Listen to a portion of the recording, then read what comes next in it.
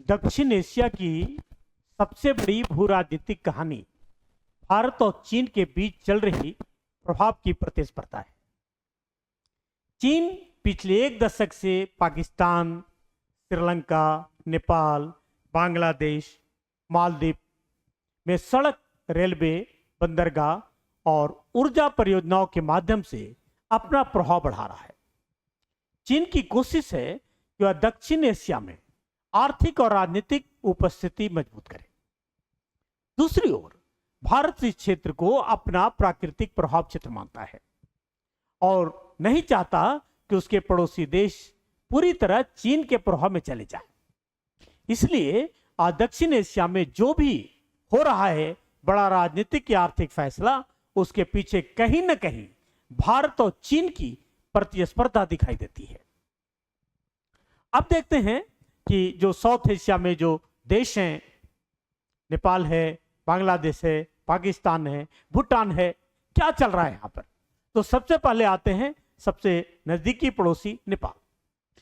भारत और नेपाल के संबंध में पिछले कुछ वर्षों से कई उतार चढ़ाव के दौर से देखा जा रहा है।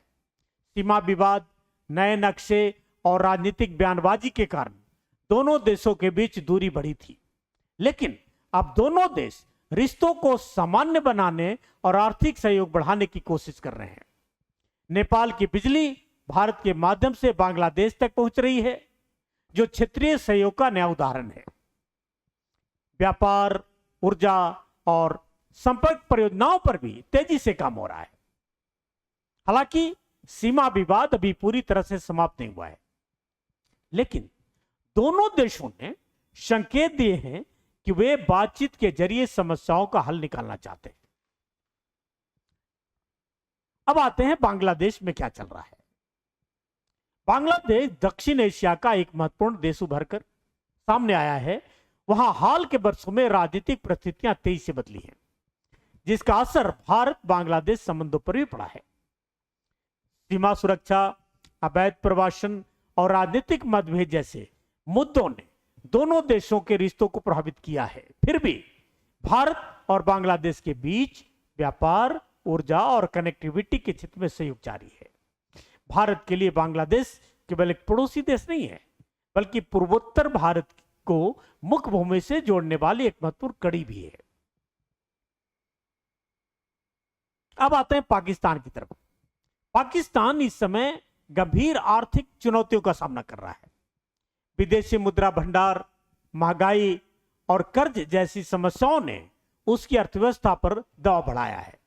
ऐसे समय में पाकिस्तान चीन के साथ अपने रणनीतिक संबंध और मजबूत कर रहा है। चीन पाकिस्तान आर्थिक गलियारा, जिसे सीपेक कहते हैं, पाकिस्तान की सबसे बड़ी परियोजनाओं में से एक है। पाकिस्तान मानता है कि चीन के सहयोग से वह आर्थिक संकट से बाहर निकल सकता है। वही भारत की चिंता यह है कि चीन और पाकिस्तान की बढ़ती नजदीकी भविष्य में क्षेत्रीय शक्ति संतुलन को प्रभावित कर सकता है। तो दक्षिण एशिया एक नया शक्ति केंद्र बनते जा रहा है। आज दक्षिण एशिया में केवल सेना और सीमाएं ही महत्वपूर्ण नहीं है, बल्कि ऊर्जा भी शक्ति का बड़ा स्रोत बन चुकी है। नेपाल और भूटान जल विद्युत उत्पादन में तेजी से आगे बढ़ रहे हैं, जबकि भारत क्षेत्रीय ऊर्जा व्यापार का केंद्र बनने की कोशिश कर रहा है। नेपाल की बिजली का भारत के रास्ते बांग्लादेश तक पहुंचना इस दिशा में एक ऐतिहासिक कदम माना जा सकता है। यदि भविष्य में दक्षिण एशियाई ऊर्जा ग्रिड विकसित होता है, तो यह पूरे क्षेत्र की राजनीति और व्यवस्था को बदल सकता है। एक चीज और है कि हाल के अमेरिका ईरान तनाव ने दक्षिण एशिया के देशों की चिंताएं बढ़ा दी है। भारत, पाकिस्तान, बांग्लादेश, श्रीलंका और नेपाल सभी किसी न किसी रूप में खाड़ी क्षेत्र से जुड़े हुए हैं।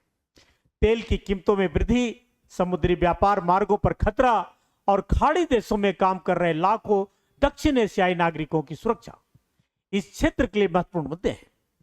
यदि पश्चिम एशिया में संघर्ष लंबा चलता है, तो उसका असर सीधे दक्षिण एशिया की अर्थव्यवस्था और राजनीति पर पड़ सकता है।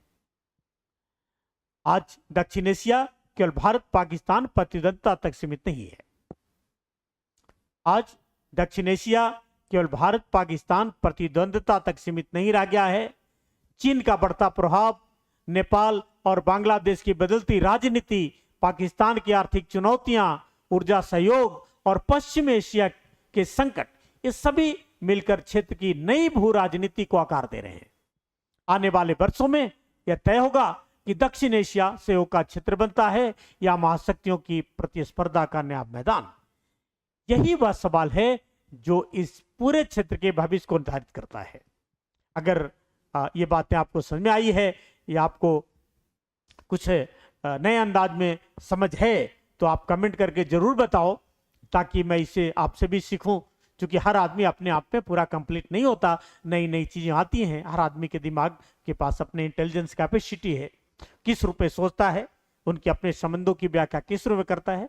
तो आप बताइए, कमेंट करिए, सब्सक्राइब भी करिए। Thank you very much.